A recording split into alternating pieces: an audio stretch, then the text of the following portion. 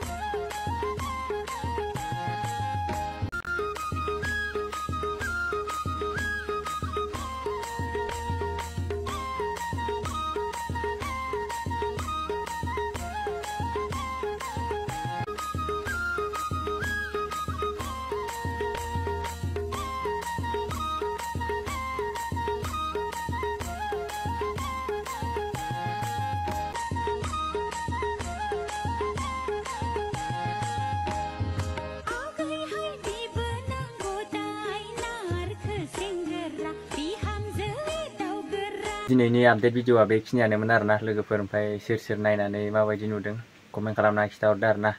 बिदिबा सोरबाफोर माने ब्लग भिडिअ नायनो मोजां मोनोब्ला डिसक्रिप्सनाव आं लिंकखौ होना होगोन आरोना। आंनि ब्लग भिडिअनि लिंकखौ थांनानै साबस्क्राइब खालामना लायोबानो जाबाय आरोना प्लिज अननानै। मानो होनोब्ला ब्लग भिडिअ माने होनोब्ला मोजां भिडिअ आगारबाथ' माने रावबो माने नायखायानोखा आरोना।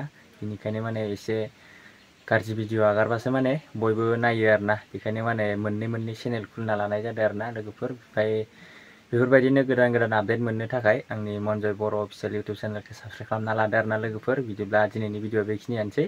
बाय बाय।